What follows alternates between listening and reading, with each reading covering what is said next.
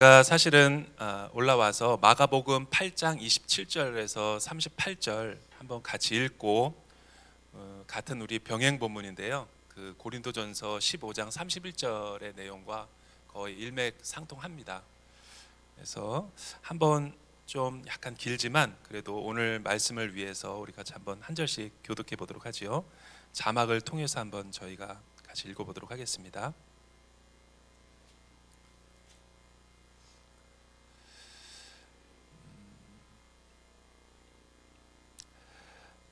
예수께서 제자들을 데리고 가이사랴 빌립보에 있는 여러 마을로 가셨습니다. 가는 길에 예수께서 물으셨습니다. 사람들이 나를 누구라고 하느냐? 제자들이 대답했습니다. 세례자 요한이라고도 하고 엘리야라고도 합니다. 예언자 중 한 분이라고 하는 사람도 있습니다. 예수께서 물으셨습니다. 그러면 너희는 나를 누구라고 하느냐? 베드로가 대답했습니다. 주는 그리스도이십니다.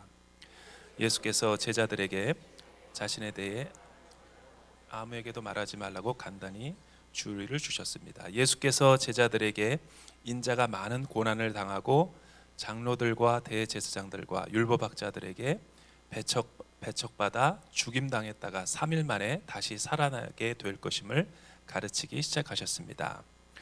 예수께서 이 일을 드러내놓고 말씀하시자 베드로는 예수를 붙들고 그에게 무슨 말이냐라고 항의했습니다. 그러자 예수께서 제자들을 돌아보시고 베드로를 꾸짖으시며 말씀하셨습니다. 사탄아, 내 뒤로 물러가거라. 내가 하나님의 일은 생각하지 않고 사람의 일만 생각하는구나. 그리고 예수께서 제자들과 그분을 따르는 사람들을 다 불러놓고 말씀하셨습니다. 누구든지 나를 따르려거든 자기를 부인하고 자기 십자가를 지고 따라야 한다. 누구든지 자기 생명을 구하려고 하는 사람은 잃어버릴 것이요 누구든지 나와 복음을 위해 자기 생명을 버리는 사람은 구할 것이다. 사람이 온 세상을 얻고도 자기 생명을 잃어버리면 무슨 소용이 있겠느냐? 사람이 자기 생명을 무엇과 맞바꾸겠느냐? 누구든지 음란하고 죄 많은 이 세대에서 나와 내 말을 부끄럽게 여기면 인자도 아버지의 영광을 입고 거룩한 천사들과 함께 올 때에 그를 부끄럽게 여길 것이다. 수요 여성 예배라고 이제 알려졌는데 이제 여기는 남성분도 좀 있네요. 근데 이 말씀을 준비하면서 이 대한민국에서 여성으로 살아간다라는 것은 어떤 의미가 있을까 한번 묵상을 해보면서 왔는데요. 제가 아주 오래전에 그 강남과 도곡에서 공동체를 섬길 때 어떤 한 여성도님께서 맞벌이를 오랫동안 하고 계시는 분이었는데 주말에 자기의 집을 오셔서 저녁을 좀 같이 드시면서 가족과 함께 신방을 좀 해달라는 특별한 부탁을 받았어요. 사실은 주일을 앞두고 토요일 저녁을 이렇게 보내기가 쉽지가 않은데 너무 오래전부터 이제 약속을 해서 이제 가서 이제 가정 예배도 드리고 이제 맛있는 이제 식사를 이제 사실은 하려고 딱 갔었죠. 그런데 그 좀 이른 저녁이었어요. 5시쯤, 5시. 그런데 남편은 이제 다른 지방에서 그 직장 일을 하시고 이제 오랫동안 주말 부부 하셨고 또 여성분도 커리어 우먼이셔서 일을 하시고 이제 모이는 시간이었고 근데 그 5시가 되면 어떤 시간이냐면 자녀들도 다 입시 준비 차 이렇게 굉장히 2명을 키우고 있었는데 그 2명들도 가족끼리 일주일에 만나서 식사할 수 있는 시간이 그 주말 타임밖에 없었던 거예요. 5시 각자 자기 일을 보고 이제 모이는 거죠. 토요일을 여성이 이제 직장을 안 나가기 때문에 가정을 위해서 온전히 다 헌신하는 거죠. 근데 그분이 제가 이제 그 밥을 다 먹고 예배를 드리려고 그러는데 간증을 하는데 이런 간증을 하는 거예요. 이렇게 모처럼 정말 이렇게 우리가 저녁 먹고 각 방으로 안 들어가고 지금 목사님 모시고 예배 드리는 거라고 눈물을 글썽글썽거린 거예요. 그때까지만 해도 그게 무슨 말인지 몰랐는데 이런 얘기를 하더라고요. 목사님, 자기가 이 토요일을 식사 한 끼를 하려고 한 2-3시간을 가족들을 생각하면서 남편과 자녀들 가장 신선한 제철 음식 또 야채, 채소, 과일 이런 거를 장을 보면 혼자 장을 보면 한 두세 시간 걸린대요. 왜 이렇게 오래 시간 걸리냐니까 일주일에 한 번 먹는 건데 얼마나 소중한 시간이냐고. 그래서 고르고 또 고르느라고 이렇게 시간이 걸려서 반찬 하루 종일 반찬 준비를 하고 나면 이제 자녀들도 오고 남편도 와서 같이 애찬을 나눈다라는 거예요.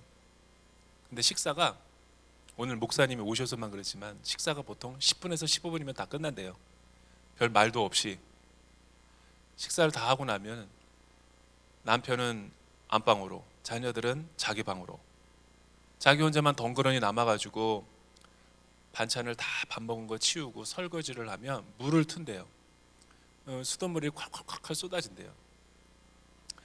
근데 어느 날 자기의 눈물도 하염없이 막 콸콸콸콸 쏟아지더래요.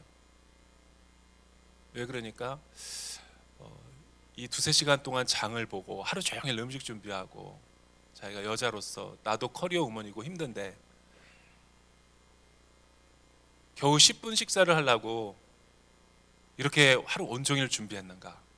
허무감이 들어서 소리 내서는 못 울고 수돗물이 콸콸콸 틀을 때 자기 눈물도 하염없이 이제 눈물이 막 흘러내리는 주체할 수 없는 그 감정의 어떤 복받쳐 오르는 게 생겼다 그러더라고요. 이 일을 오랫동안 하고 나니까 참 내가 무엇 때문에 일을 하고 무엇 때문에 내가 가정에 이렇게 섬기면서 살아가는가. 결혼 이후에 잊혀졌던 자신의 그 정체성의 혼란을 많이 느꼈다라고 이야기를 해주더라고요. 여러분 그 화요 성령 집회를 제가 섬길 때 우리 스텝 가운데 어떤 분이 어떻게 예수님을 믿게 됐냐고 리트릿 가서 물어보니까 이런 얘기를 저한테 해줬어요. 사실은 자기가 소위 강남의 그 치맛바람을 일으키는 바로 그 헬리콥터 맘이었다고. 난 그 얘기를 듣는데 정말 그 열정적이신 분이거든요. 그리고 온 그 스태프들이 많은데 그 한 분 한 분을 다 챙기시는 여장부셨거든요. 근데 믿겨지지가 않았어요. 예수님 믿기 전에 자기가 어떻게 비참하게 살았는지를. 자기의 자녀가 공부를 되게 잘했대요. 전교 1, 2등 안에서 떨어져 본 적이 없대요. 그런데 그렇게 만들기 위해서는 부모의 내조가 절대적이죠. 특히 엄마가 늘 관리해 줘야 되고 모니터링 해 줘야 되고 잘 챙겨 줘야지만 그렇게 될 수 있는 거죠. 그런데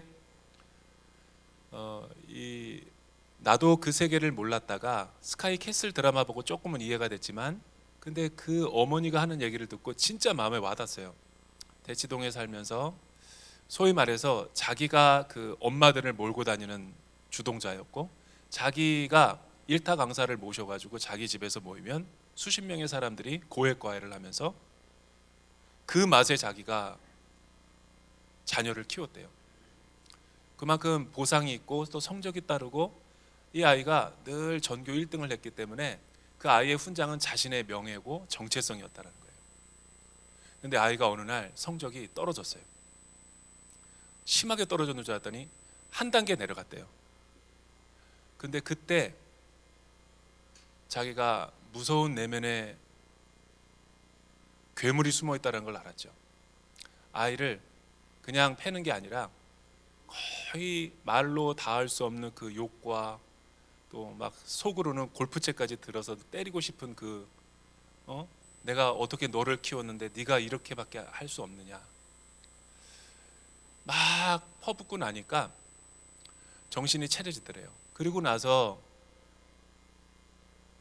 밖에 나가서 보니까 그 자기에게 많은 학부모들이 관심과 신뢰 또 자기의 말에 그 권위를 다 믿어주던 부모들이 전교 1등 자리가 바뀐 그 아이 부모에게로 가더래요. 주도권이. 그리고 사람들은 자기를 더 이상 신뢰하지 않고 그러니까 그 무서운 세계인 거죠. 그 세계가. 그러니까 치맛바람이라는 게 그런 거를 이야기한다고.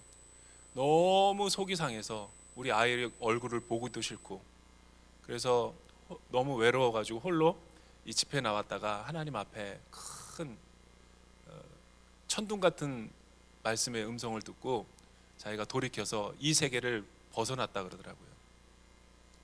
생각해보면 주님을 만나니까 그때 이런 말씀을 하시더래요. 내가 어디 있느냐.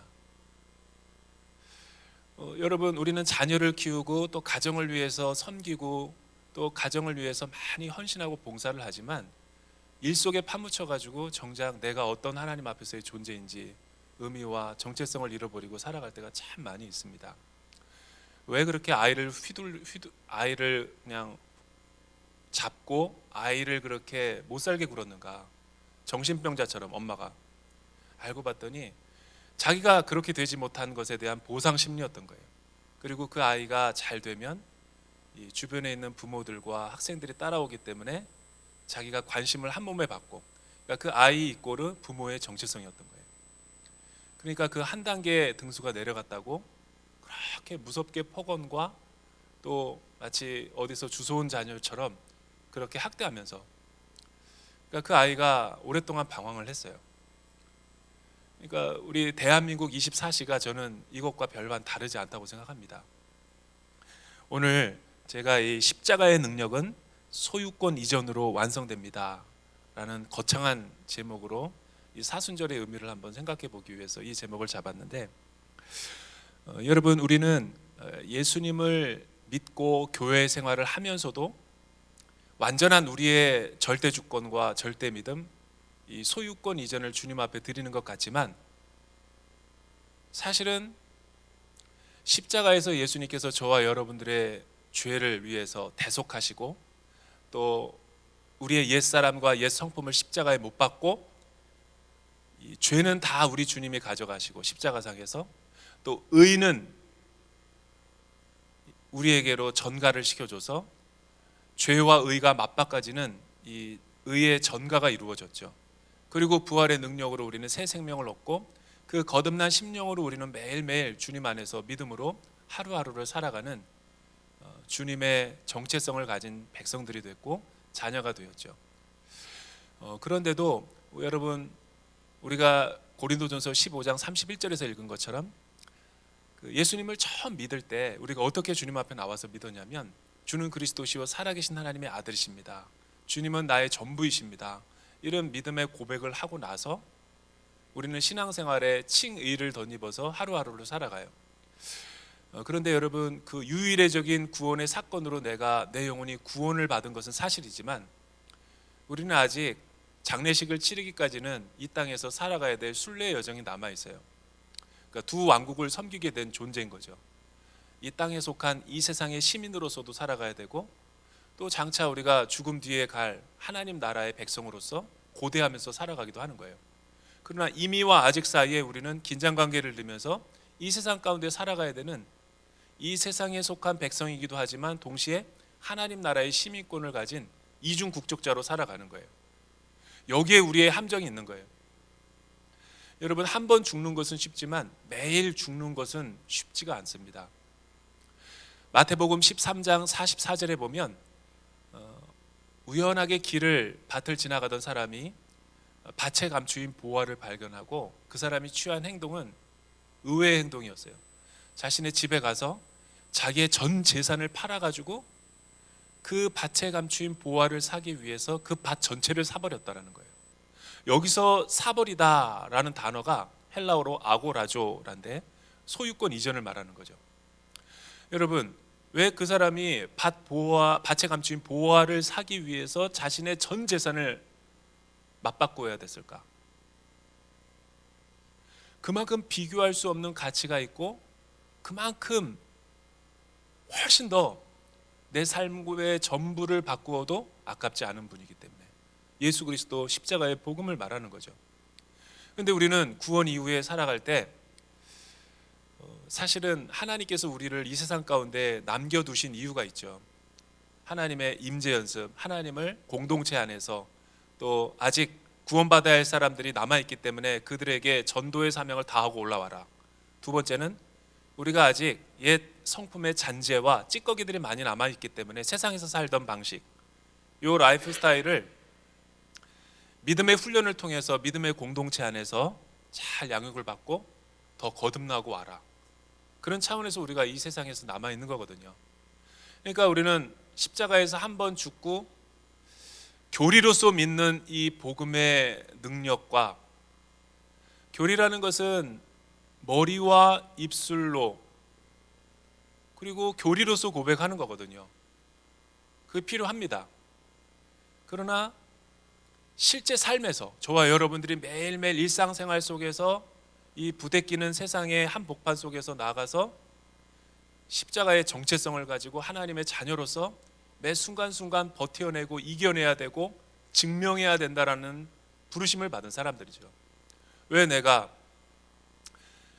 이 설거지를 하고, 왜 내가 이 자녀와 남편들을 위해서 하루 종일, 나도 몸도 피곤한데 쉬고 싶은데 도와주지도 않고 이 일을 해야 되는가? 눈물이 흐를 때가 있죠.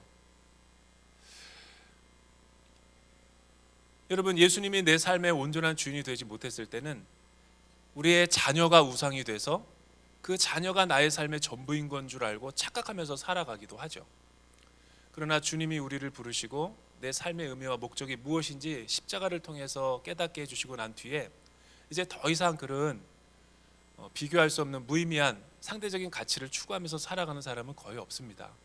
그래서 바울이 이 십자가의 능력을 어디서 체험할 수 있는가를 우리에게 산 증인처럼 고백하잖아요. 여러분, 고린도전서 15장 31절은 굉장히 복음 중에 복음이거든요. 나는 날마다 죽노라. 이 말이 무슨 말일까? 한번 예수님 믿고 왕으로 고백하고 그분의 주되심을 인정하고 끝나버리는 것이 아니라 매일매일 주님을 의지하면서 시험과 유혹과 세상의 다른 가치가 하나님 대신에 우리를 차지하려 할 때 세상의 가치를 거부하고 진리의 편에 서서 믿음의 번지 점프를 할 수 있는 모험을 가진 그런 고백을 이야기하는 거죠. 바울이라고 왜 유혹이 없었겠어요? 그러나 바울이 믿음으로 승리할 수 있었고 십자가의 사람이 될 수 있었던 것은 그 유혹과 시험 가운데서도 편안하고 안주하고 싶은 길을 택한 것이 아니라 주님께서 이끌어 주시는 그 믿음의 삶을 날마다 선택하고 자신의 몸을 던졌기 때문에 그 일들과 역사가 나타날 수 있었던 거죠. 그래서 여러분, 오늘 우리가 읽은 이 십자가의 능력, 이 십자가의 영적인 의미를 우리가 정확히 이해하려면 날마다 죽는다라는 말이 무슨 뜻인가, 이 의미를 우리가 정확하게 파악할 수 있어야지만이 우리의 삶 가운데 하나님만 존귀히 여겨지고 우리의 삶에 이 십자가의 능력이 실제적으로 나타나는 거죠. 이 말씀의 의미는 사실은 십자가의 능력은 날마다 하나님이 부르신 그 제자의 삶을 사르는데 대가를 지불하고자 하는 마음인 거죠. 많은 사람들이 우리가 마가복음 8장에 있는 말씀을 읽어봤던 것처럼 너희는 나를 누구라 하느냐, 주는 그리스도시요 살아계신 하나님의 아들입니다. 쉽게 말은 하고 쉽게 고백합니다. 저는 이런 사람을 뱀파이어 크리스찬이라고 이름을 붙여봤어요. 뱀파이어 크리스찬, 흡혈귀 크리스찬. 일주일 동안은 자기 마음대로 자기가 왕 노릇하면서 하나님 대신에 주인 노릇하며 살다가 주일날 교회에 1시간 반 예배를 드릴 때는 주는 그리스도시요 살아계신 하나님의 아들입니다 라고 고백하는 거예요. 명목상의 그리스도인이죠. 그러니까 그 순간은 날마다 주님만이 내 삶의 전부이다라고 하면서도 축도가 끝나면 또 다시 옛날로 돌아가서 세상으로 살아가는 방식을 통해서 살아가려고 하는 거예요. 왜 그럴까요? 시험과 유혹, 많은 도전 앞에 그리스도인으로 살아간다는 대가를 지불하는 것이 두렵기 때문에. 그러니까 우리도 사실은 앞에 제가 예화를 드렸던 사람들과 같은 유혹이 없지 않거든요. 목사인 저도 24시간 수많은 유혹들이 저를 따라다니죠. 좀 더 안락하고 편안하게 살고 하고 대충 하려고 하고. 그러나 사실은 주님이 나를 위해서 십자가를 지시고 피 흘려주시고 나에게 새 생명을 주어진 데에는 엄청난 희생과 헌신, 대가가 주어진 거죠. 만약 예수님이 여러분 십자가를 지려는 데 있어서 얼마나 많은 유혹과 편안한 길이 있었어요. 이 노중에서 제자들과 대화를 나누는 내용이 바로 그건 거잖아요. 그러니까 뭐라고 얘기하냐면 사람들이 나를 뭐라고 하느냐, 주는 그리스도시요, 사람들은 우리 주님을 더러는 엘리야, 더러는 뭐 예레미야, 더러는 뭐라고 하더이다, 슈퍼스타라고 하더이다. 주님이 정확하지 않았다라고 다시 베드로에게 질문했을 때 주님은 그리스도시고 살아계신 하나님의 아들이십니다. 하나님이 인류를 위해서, 우리를 위해서 죄의 문제를 해결하기 위해 보내신 메시아이고 그리스도십니다. 정확한 대답을 했죠, 입술로는. 그러나 그리고 나서 내가 많은 고난을 받고 대제사장과 율법학자들과 이방인들에게 짓밟혀 죽어야 된다라고 하니까 순간 돌변해가지고 그리하지 마옵소서, 심지어는 이렇게 말하는 주님을 꾸짖는 거예요. 여기서 꾸짖다라는 것은 약한 단어가 아닙니다. 리뷰크, 책망했다라는 거예요. 그리하지 마옵소서. 그때 우리 주님이 왜 사탄아 뒤로 물러가라 그러시냐면, 우리 주님도 인간의 몸이며 하나님으로 오셔서 여러분 십자가의 그 고난의 길을 감내하기가 그렇게 만만하진 않았습니다. 그러니까 겟세마네에서 진액을 짜듯이 기도를 하면서 할 수만 있다면 이 잔을 피하고 싶지만 인류를 위해서, 저와 여러분들을 위해서 내 뜻대로 마옵시고 아버지 뜻대로 하옵소서라고 하는 주권을 주님 앞에 올려드리는 거죠. 제가 사순절을 보내면서 그런 생각이 들었어요. 왜 오늘날 이렇게 값싼 은혜 혹은 구원의 인플레이션이 이렇게 많이 일어나고 있을까? 구원의 인플레이션이라는 것은 구원받은 사람은 많아요. 교회가 6만 개가 넘어요. 그리고 크리스찬들이 무지하게 많아요. 큰 건물도 많아요. 숫자도 많고 헌금도 많아요. 그런데 오늘날 기독교에 대해서 70% 이상이 신뢰하지가 않나요? 조사를 해보면 이거는 심각한 거잖아요. 여러분, 촛불이 어두울 때 작은 불빛을 켰을 때 더 강력한 빛을 발휘하는 거잖아요. 지금 어두운 우리 시대 가운데 구원의 등대라고 하는 교회가, 크리스찬들이 많은데 왜 이렇게 많은 영향력은커녕 비난을 받고 있을까? 구원의 인플레이션이라고 저는 정의를 내려봤어요. 왜냐하면 베네수엘라라고 하는 나라는 세계에서 천연자원이 가장 많은 나라예요. 근데 세계에서 가장 높은 고물가, 인플레이션이 있어요. 여러분, 우리나라 라면, 신라면 5봉지를 사기 위해서 한 트럭을 화폐를 가져가야 된대요. 내가 이 설교할 때 여러분의 표정이 안 놀랄 줄 알았어요. 왜? 남의 일이니까. 잘 생각해 보세요. 여러분, 쌀1가마를 살려고 그러는데 한 톤 트럭을 가져간대. 화폐가 가치가 없으니까. 우리 크리스찬이 그와 같다라는 거예요. 구원은 받았다고 하면서 나는 크리스찬이라고 하면서 실제 살아가는 모습 보면 주님이, 하나님이 주인이 아니라 자기 자신이 뜻대로 살아가는 사람들이 많다라는 거예요. 왜? 십자가의 영광만 바라보고 성공과 번영과 좋은 예수 믿어가지고 잘 되는 길만 선호하니까 예수를 믿을 때, 진리를 믿을 때 따르는 대가 지불은 하지 않으려고 하니까, 고난의 빌은 회피하고 다 싶으니까.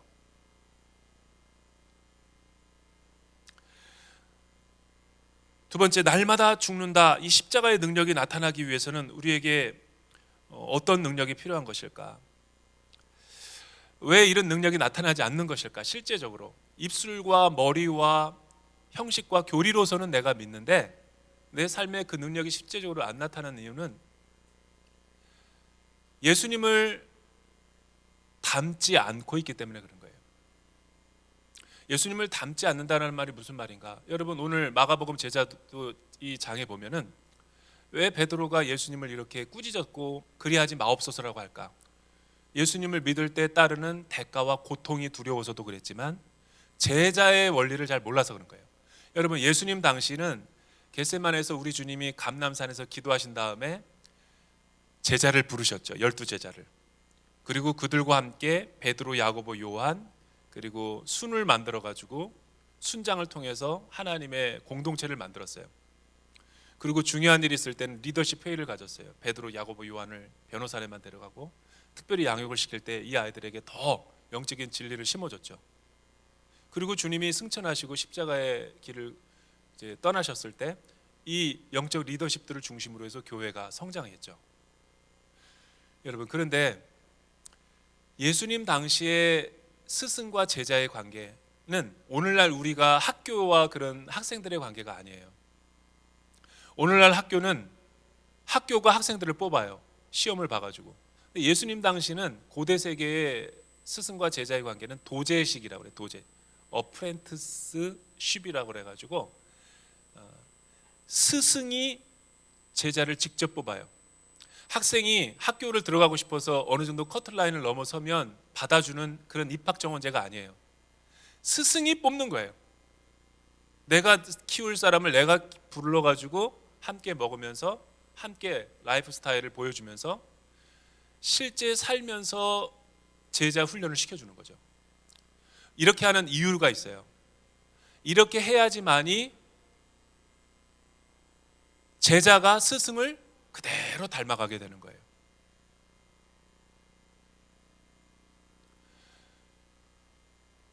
옛날에 어떤 이 말 편굽을 만드는 스승이 있었어요. 그 스승이 어느 날 출장을 갔다 와야 돼가지고 3일 동안 제자에게 도제식으로 키우는 거죠. 이 제자 공에게 말 굽이 이렇게 돼 있잖아요. U자로. 요 모양을 하나 정확하게 원본을 만들어 주면서 이거를 똑같은 거를 100개를 만들어 놔라 하고 3일 동안 나갔다 왔어요. 그랬더니 돌아왔는데 깜짝 놀란 거예요, 스승이. 그리고 막 야단을 치는 거예요. 왜 그런가 봤더니 100개가 모양이 다 다른 거예요. 이상하다 싶어서 도대체 너 어떻게 만들었느냐 자초지종을 물어보니까, 그러니까 이렇게 만든 거죠. 스승이 준 첫 번째 거를 가지고 두 번째를 만들고, 두 번째 걸 보고 세 번째 걸 만들고, 세 번째 걸 만들고 100번까지 이렇게 만든 거예요. 그러니까 조금씩 달라지죠. 그러니까 나중에 1번과 100번째 뿔을 보니까 전혀 다른 모양이 되어 있는 거예요. 쓸모가 없는 거. 여러분, 기독교는 원래 예루살렘에서 시작됐죠. 안디옥에서. 예루살렘에서 시작된 것이 헬라로 넘어가서 철학이 됐고, 철학이 됐던 것이 로마에 넘어가가지고 문화가 됐고, 미국으로 넘어가서 사업이 됐고, 비즈니스가 우리나라로 와서 세습이 돼버렸대요. 초대교회와 성도들은, 제자들은 이런 모습으로 살아가지 않았던 거죠. 진짜 주님을 내 인생의 주인으로 모시고 왕으로 모시면 그분의 성품을 닮아가려고 노력해야 되는 거예요.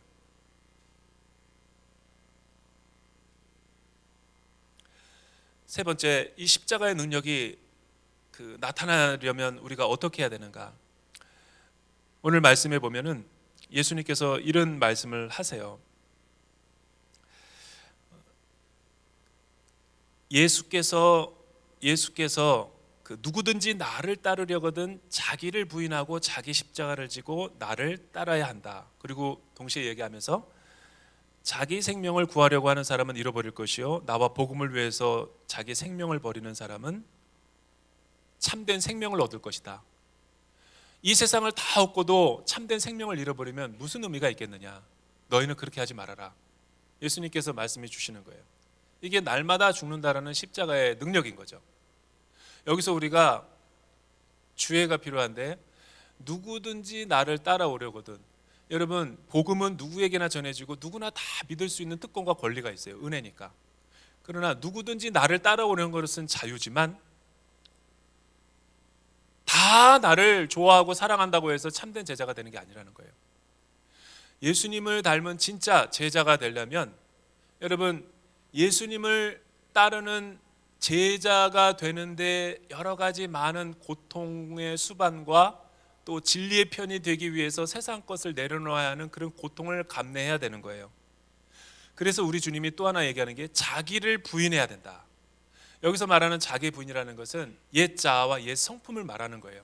그러니까 예수 믿기 전에 그 강남 엄마의 그 치맛바람 일으키던 옛 자아 성품, 그 모습을 그대로 죄의 잔재를 가지고 교회 생활을 하면 또 순모임하다가 혈기와 또 자기가 하고 싶은 대로 이기적인 신앙생활을 할 수밖에 없어요. 저와 여러분이 날마다 영적 싸움에서 패하고 넘어지는 이유가 뭐예요? 하나님이 본래 나를 불러주신 그 모습을 망각하고 내가 하고 싶은 대로 그 또 스물스물거리는 옛 자아가 올라오기 때문에 사실은 그 시험에 또 넘어지는 거죠. 그러니까 자기를 부인해야 되고 십자가의 능력이 나타나려면 자기 십자가를 져야 되는 거예요. 여기서 말하는 십자가라는 것은 나의 뜻대로 마옵시고 아버지의 뜻대로 하옵소서라고 말씀하신 하나님이 우리에게 요구하시는 하나님의 말씀의 뜻이죠. 하나님이 나에게 원하시는 자아상이 있잖아요. 그리고 세 번째는 자기를 부인하고 자기 십자가를 지고 나를 쫓을 것이니라. 그때 쫓는다라는 것은 참된 순종을 말하는 거예요.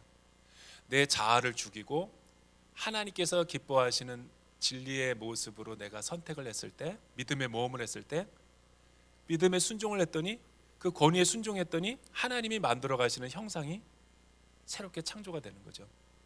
제가 우리 박철웅 목사님도 서빙고에서 그 제자 훈련을 했잖아요. 저도 그때 똑같이 양재에서 제자 훈련을 했어요. 예수 제자 훈련학교. 근데 제가 진짜 2년 동안 하면서 여성들 반을 했는데 너무 은혜를 많이 받았어요. 정말 그때야 내가 누군지 알았어요. 세 가지를 하면서 제가 놀랐는데, 첫째는 여러분 그 학생들이 60명에서 70명 모여요. 근데 간사가 30명이야. 3, 40명. 여러분 합치면은 한 120명 돼요. 120명 가운데 남자는 나 하나야. 선글라스를 끼고 내가 매일 가야 돼. 눈을 어디다 두면 마주쳐야 될지 몰라가지고. 여러분은 안 이상하지만 남자가 나 혼자고 다 여성이면은, 나는 그런 모임은 또 처음 봤거든요. 무슨 리트릿이나 가면은 나만 남자고 다 여성이야. 또 이 JDS의 특징이 뭐냐면 에브리데이 훈련이에요. 뭐 이렇게 6개월 동안 훈련하고 아울렛에 갔다 오고 그게 쉬는 게 아니라 또 다음 텀 학생과 간사 뽑기 위해서 기도하고 릴레이 금식하고 또 이렇게 하고 매번 이렇게 텀이 돌아가거든요. 1년 내내 바빠. 그런데 리트릿을 가면은 이상한 전통이 있더라고요. 여기는 항상 간증을 다 해야 돼요. 학생들과 간사들도. 목사님 앞에서 간증을 해야 돼. 내가 그때 알았어요. 여러분 120, 30명의 여성들의 간증을 들으면서 공통적으로 나오는 게 시어머니와의 그 갈등, 남편이 얼마나 우리 여성들을 힘들게 하는가. 내가 대표로 사과했어요. 정말 대한민국 여성들에게 남편을 대표성이 있는지는 모르겠지만 내가 간증을 들으면서 펑펑 눈물이 났어요. 근데 어느 날 텀에 학생 모집을 하는데 한 3일 동안을 몰아놓고 이렇게 심층 면접을 하거든요. 간사님들이랑. 그래서 간사님들이 이제 다 하고 마지막 사람이 오는데, 면접을 하는데 보통 입학 원서에 대학교 전공 나오고 뭐 가족 대충 이렇게 그래도 디테일하게 쓰거든요. 마지막이니까 이제 힘든 거 나 끝나고 빨리 커피도 마시고 싶고 마음대로 좀 해방이다 그렇게 생각해서 빨리 끝내려고 이제 들어오시라고. 50대 중반의 여성인데 딱 보니까 빈란이 많은 거예요. 너무 제대로 안 쓴 거죠. 대학교는 썼는데 전공을 안 쓰고, 보통 대학교를 안 쓰거든요. 전공은 쓰고. 근데 이분은 대학교는 쓰고 전공을 안 쓰니까 궁금하잖아요. 그냥 지나가는 말로 제가 물었어요. 전공이 뭐예요? 그러니까 이때부터 여러분 여성이 우는데 폭풍 오열을 하는 거예요. 소나기 같은 눈물을 후두둑 떨어뜨리는 거예요. 급당황. 우리 여성 간사님들이 클리닉에서 갖다 주면서 내가 뭐 실수했나요? 50초 동안 울더라고요. 50초가 그렇게 긴 줄 몰랐어요. 말 안 하고 계속 우는데 우리 간사님들도 다 당황한 거예요. 일단 내가 실수했으니까. 내가 괜히 물어봤구나. 근데 진정하고 자매들이 안아주고 그런 다음에 토닥거리고 다시 이렇게 회복시켜서 죄송하다고 그러더라고요. 아니요, 제가 죄송합니다. 제가 실수한 것 같아요. 그래서 그랬더니 아니에요 그러더라고요. 왜 그러냐면 이렇게 말하는 거예요. 자기가 24살에 결혼했대. 대학교 다닐 때 졸업도 안 하고. 지금 남편을 만나서. 그리고 허니문 베이비가 생겼대. 연년생으로 아이를 낳았대. 아들로. 그리고 그러니까 자기는 국문과를 나왔대. 대학교 다닐 때만 해도 푸르른 꿈이 있어가지고 교정에서 피아노 치면서 자기도 학생들을 가르치는 그런 로망이 있었는데 지금 남편 만나가지고 그 꿈은 다 없어지고 아이들이라서 너무 힘들고 남편은 바깥으로만 돌고 그래서 육아와 산후 우울증에 시달리고 또 입시 치르고 또 대학 보내고, 대학 보냈더니 이제 애들이 군대 가니까 정신이 차려지더래. 여유가 생겨가지고 주변에 우리 식구들이 나보고 예수 제자 훈련 한번 해봐라, 좋다더라. 시간이 생겨가지고 이제 눈을 떠보니까 아, 나 이러고 살면 안 되겠다 싶어가지고 신청했대요. 근데 왜 울었어요? 그랬더니 거기 신청서를 보는데 내 전공이 뭐였지 자기도 잊어버렸대요. 내 이름도 생각 안 날 때가 있대요. 가족을 위해서, 자녀들을 위해서 다 희생을 시켜놓고 나니까 자아가 사라져버린 거예요. 내가 누구지? 내가 뭐하고 살았지? 엄마 아빠가 나를 왜 대학교에 보냈지? 아, 나도 꿈이 있었지.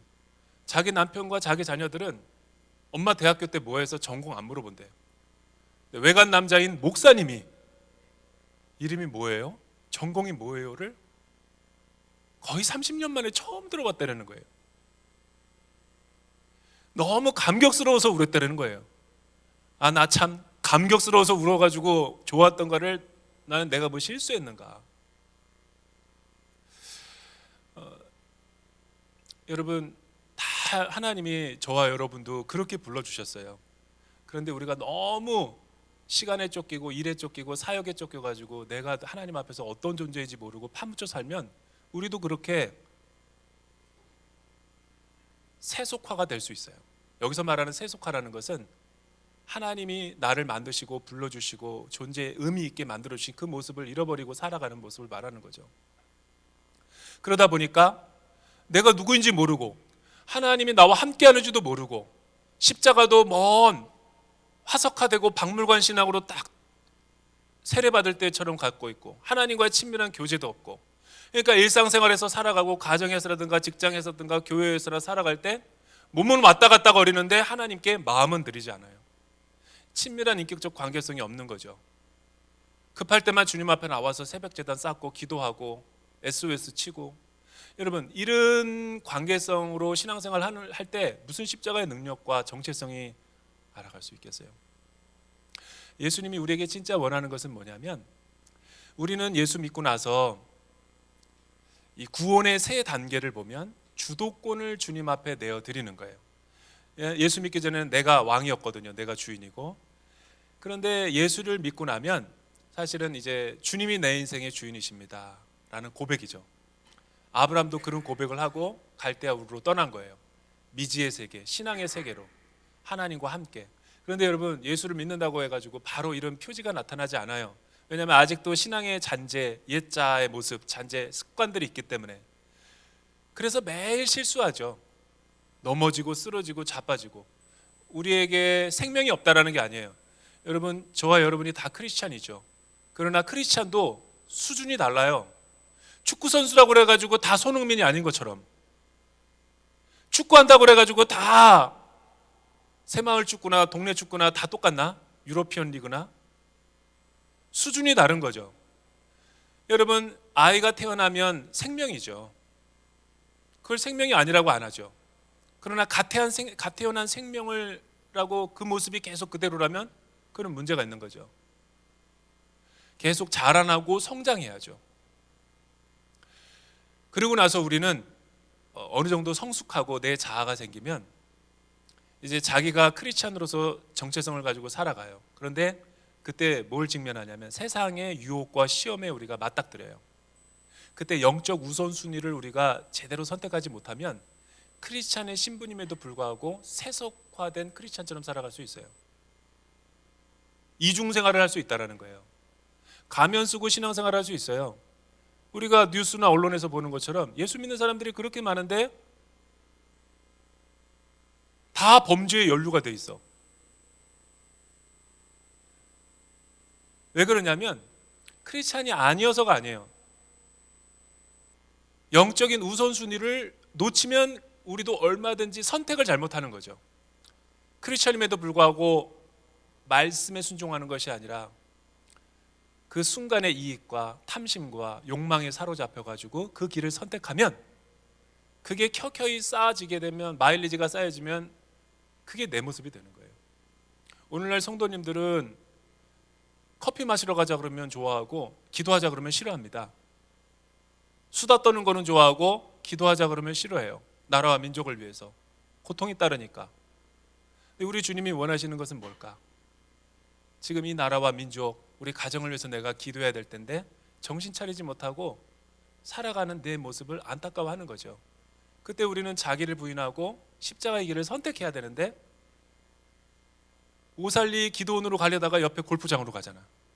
그게 우리의 오늘날 그 안락하고 편안한 것만 추구하는 현대인들의 욕망이죠. 여러분, 옛 자아에 치면 안 되죠.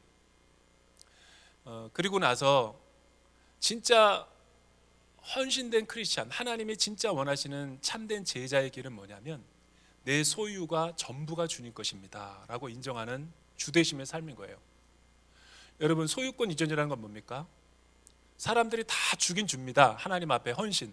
우리 교회 다니는 사람이 뭐 새벽기도 안 나오는 사람이 어디 있으며, 수요 예배 안 하는 사람이 어디 있으며, 아울리치 안 가는 사람이 어디 있으며, 11조와 헌금 안 내는 사람이 어디 있어요? 부분적으로는 주지만, 몸은 왔다 갔다 하면서 주지만 진짜 마음은 안 줘요. 왜냐하면 마음은 사랑하는 사람에게만 주는 거거든요. 그러다 보니까 결정적인 순간이 오면 하나님 앞에 마음을 바치기는커녕 내가 좋아하고 내가 이끌리는 대로 내 마음을 거기다 바쳐버리는 거죠. 팀 켈러 목사님이 쓴 유명한 저서